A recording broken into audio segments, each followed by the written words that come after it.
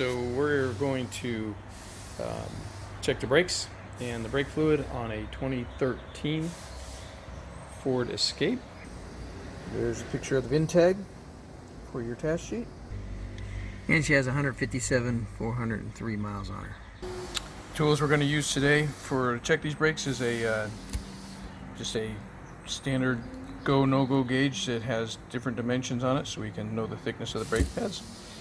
We have a copper strip, it's a test strips for testing the copper in the brake fluid, and then we have a tester here to test the brake fluid for moisture. So we've racked the vehicle and pulled the wheels off, and we're going to raise it and get it to a comfortable height so we can check the brakes. Okay, we have our trusty assistant Jay. Jay, say hi. Hey. All right, doing a brake inspection. So this is the rotor, and this is the pad, and this is the friction material that's onto the pad that compresses to the rotor.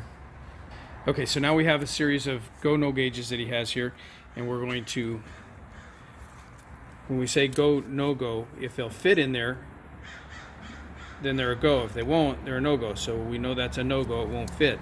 But if we go directly the way of the other side, too small, and that's a go, but it fits too loosely inside there. So we want to get the one that's going to fit in it the closest. So he's going to keep choosing ones till he gets the right one. Okay, so now the 8mm was too big and the 6mm is a little bit too small, so we're really sitting probably around 7mm on that inner pad. So now we're going to check the outer pad. And here you can really see the outer pad here. You can see this is a whole pad, and you can see the friction material inside there. So we're going to measure that and do the exact same thing.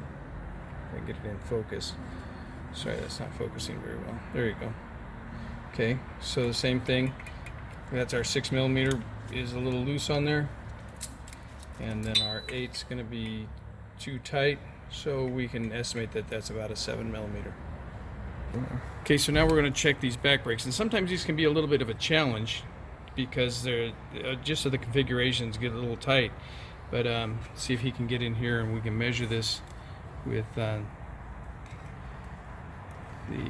a 4mm. Is that 4? Yes. 4mm too big, and then I think 3mm is going to fit just right inside there. Okay, so we know that that's a 3mm. Okay, now we're going to check the inner pad. And like I said, some of these can be a bit of a challenge to try to see in here, but that's our inner pad right there.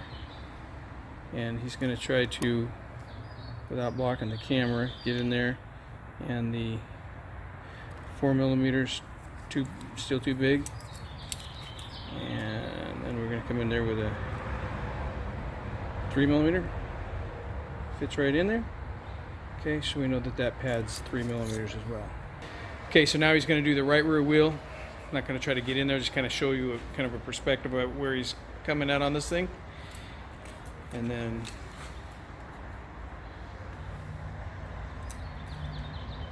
the outer pad. Okay, and what do we have as measurements on that? Outer pad is a 2mm, and the inner pad is a 3mm. Okay. And again, now we're going to check the right front brakes.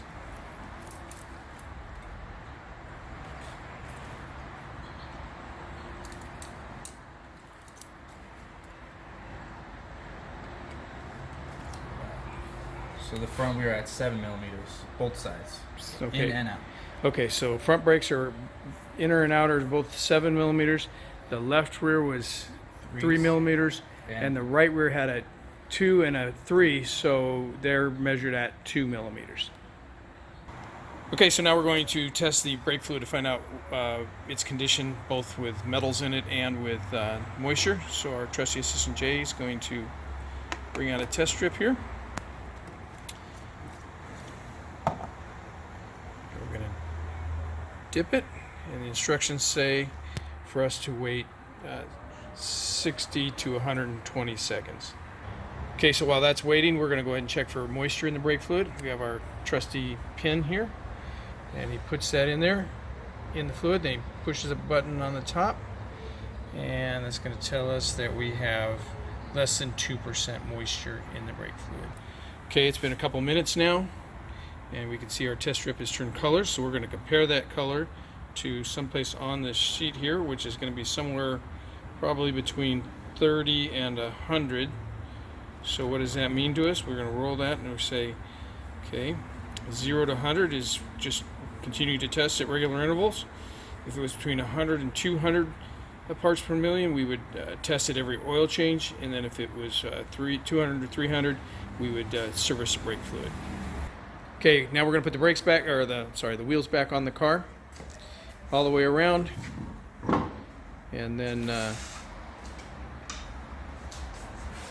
he's going to put them on initially with a gun, and then we'll torque them when we put it on the ground with a torque wrench, so that we make sure that these wheels are good and they don't come off the car. Okay, so we want to find out what to torque these lug nuts to, so we've put this car into our ALLDATA, or ProDemand, and we're coming here to common specs, and so now we can just scroll on down and find we want wheel lug nut torque, and it's going to come in here at 100 foot-pounds. Okay, we've adjusted our torque wrench to 100 foot-pounds, and we're going to tighten them in a star pattern.